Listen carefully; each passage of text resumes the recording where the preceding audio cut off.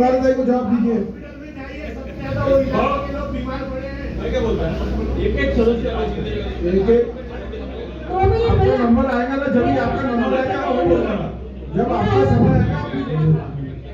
तुंगारदाई आपका हो गया क्या?